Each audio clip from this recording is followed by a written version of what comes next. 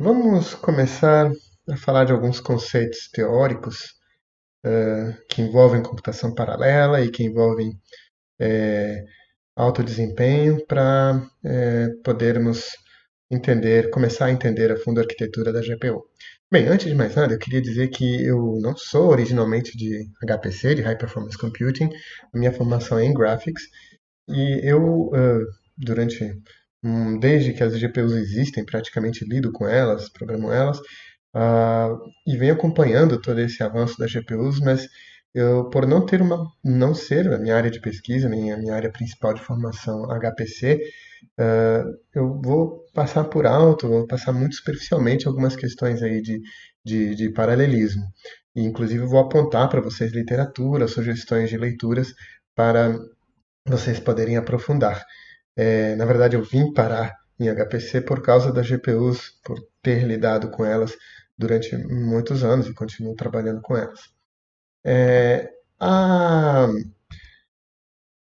Essa história da, da lei de Moore e todo o avanço aí do poder de processamento das GPUs, né, vem muito em função desse gráfico que nós estamos vendo aqui, onde esse é um gráfico logarítmico, né? E podemos ver que enquanto a lei de Moore continua valendo em termos assim ainda de quantidade de transistores que nós conseguimos colocar dentro de uma área, dentro de um chip, né, a cada tanto, né, as empresas anunciam agora estão trabalhando com 16 nanômetros, transistores de 16 nanômetros, agora de 7, que é o que estamos atualmente. Eu não sei até onde eles vão chegar, mas obviamente vai ter um limite também em termos da física. Então assim, mas ainda estamos podendo aumentar a quantidade de transistores para serem empacotados no chip. Por outro lado, nós, como foi mencionado anteriormente, chegamos a um patamar, um limite da frequência dos processadores. Se a gente acelerar mais a frequência dos processadores, eles queimam, eles estouram, a energia ali liberada é ruim. Na verdade, vemos até um pequeno decremento, porque como estamos diminuindo o tamanho dos transistores, a quantidade de energia que pode passar por ali acaba sendo limitada e a gente esquenta mais rápido, digamos assim, esses transistores, e eles obviamente precisam sofrer um downgrade em relação à frequência. E por isso, assim, hoje nós vemos frequências de 1.4, 1.8 e já não mais perto dos 3 GHz, quando mais de 10 anos atrás, na época que nós chegamos nessa frequência aí com processadores simples, single core. Ah, mas nós também vemos, né, o acréscimo aí até exponencial do número de processadores e também vemos aí uma estagnação na questão de consumo de watts.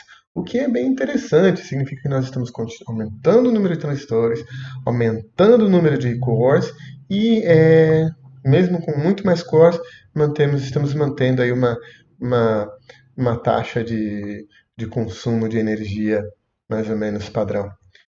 Bem, vamos falar agora sobre a lei de Amdahl, que ela nos ajuda um pouquinho a medir teoricamente qual é a capacidade de paralelismo que nós vamos poder colocar ou nós vamos poder associar a um determinado problema. Bem, essa aqui é a fórmula da lei de Amdahl, e nós vamos ter que a latência S é o speedup teórico que nós vamos conseguir para uma determinada tarefa. Teórico significa assim, no máximo você vai conseguir esse speed up.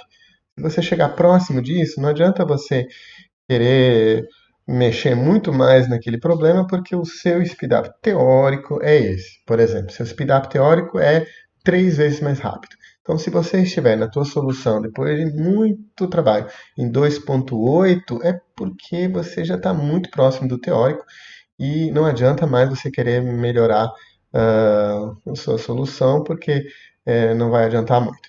Agora, se não, a minha solução o meu speedup teórico é 3, mas eu estou em 1.2, talvez tenha ainda muitas coisinhas que a gente possa ir melhorando.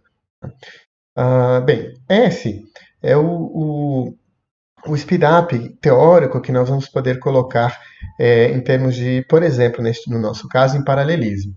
Então, por exemplo, se eu tenho um determinado problema, eu vou poder usar 100 processadores, 100 cores, o meu S pode ser 100, porque significa que, teoricamente, eu vou poder colocar 100 processadores resolvendo um determinado problema.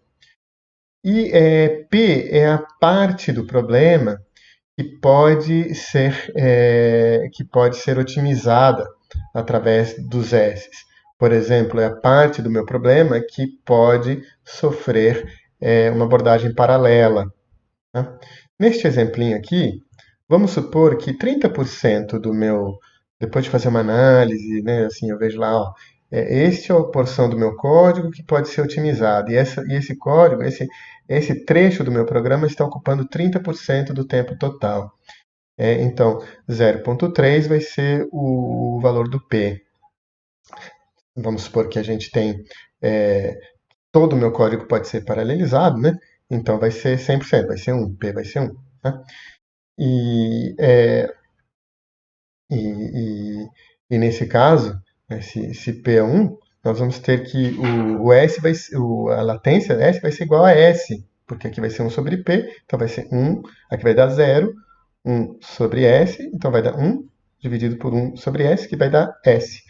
Significa que se 100% do meu código é paralelizável, o speedup teórico é o próprio S, que é o número de processadores que eu tenho, por exemplo, no caso de estarmos pensando em paralelismo aqui. Né? Então, se meu problema se eu conseguir um speedup de 500, porque eu tenho 500 processadores disponíveis, esse é o meu S de latência teórico que eu botei para esse problema. Tá? Bom, ocorre que isso é teórico. Na prática, né, seria muito bom que os meus problemas, assim, eu tenho 2 processadores, consigo dividir o meu problema certinho em 2. Tenho 4 processadores, consigo dividir meu problema certinho em 4. Na verdade, isso dificilmente vai acontecer.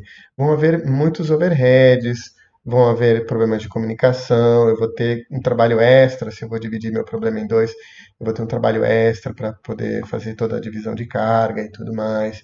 Então, na prática, nós podemos ter problemas que acabam não tendo muito incremento se a gente tiver mais processadores. O que vai acontecer na prática mesmo é que nós vamos fazer soluções mistas, né? Nós vamos usar abordagens sequenciais e abordagens paralelas para os problemas, e nós vamos ter aí uma fração do que a lei de Amdahl vai me dar para o meu problema.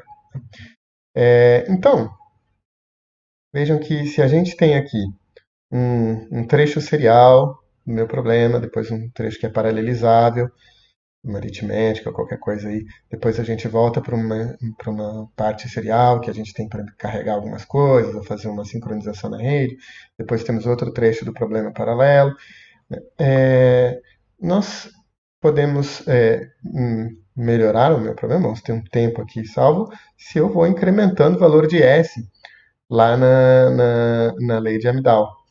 E, teoricamente, se eu tiver infinitos recursos paralelos, esse aqui é o tempo, assim, o melhor tempo possível que eu poderia conseguir para resolver o meu problema.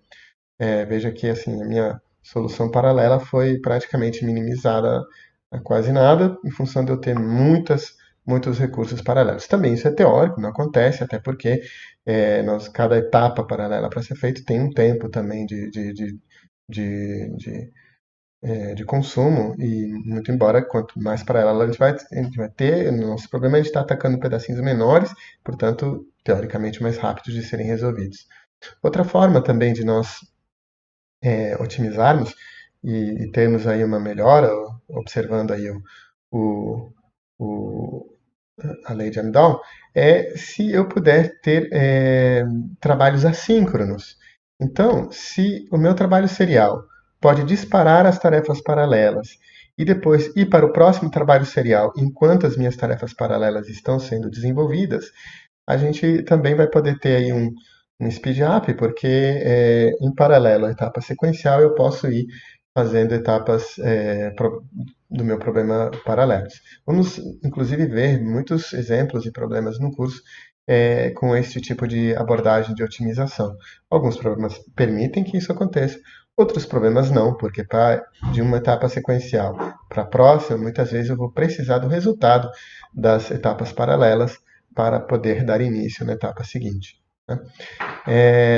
Ok, então nós vamos ver que para podermos lidar com esse tipo de estrutura, né, ou seja, com assincronismos, em alguns momentos nós vamos precisar usar concorrências, nós vamos poder usar concorrências, e em outros momentos nós não vamos poder usar essas concorrências e vamos ter que colocar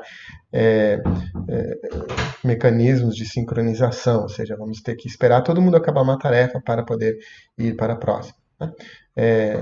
O grupo de threads, swaps, blocos, barreiras, coisas que nós vamos ver aí em CUDA depois vão mostrar como fazemos isso.